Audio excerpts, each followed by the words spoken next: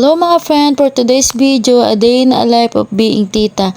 At ito nga, paluwas kami ng Maynila at kasama namin ang batuta dahil gusto daw niyang mamasyal. At ito pa, may tangay-tangay na dede at nanonood pa sa tablet. Mukhang hindi pa yata nahihilo. Mamaya tingnan natin kapag sigsag na ang daan. At ngayon nga, ayan, nagpakalong na sa kanyang tita bunso at nagsasightseeing sa dinaraanan. At napakadaldal kung ano-anong nakikita sa daan at kung ano-anong sinasabi. Pumunta po kami sa Maynila.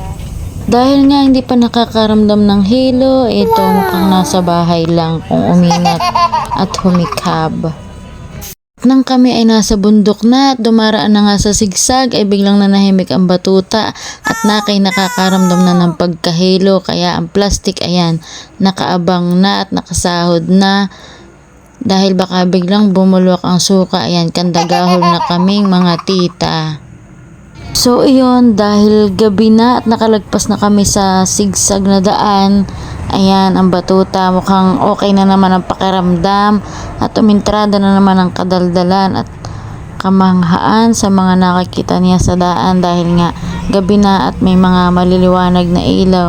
Kaya ayan, wala na naman tigil ang bibig ng kinadadaldal at kinakukwento kung ano yung mga nakakita niya at pinagtututuro niya. Manghang-mangha sa mga nakikita. At so iyon, nakakatuwa naman, kami inatutuwa. At ganun talaga ang mga bata kapag bihirang makaluwas ng Maynila at di nakakakita ng kung ano-ano sa daan.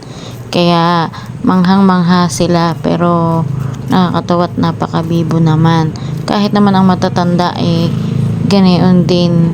Pagka unang salta sa Maynila, kung ano-anong nakikita ay namamangha at nababano. Hindi ko ikakaila dahil ganun din ako nang unang salta sa Maynila. At finally, nandito na nga kami sa boarding house.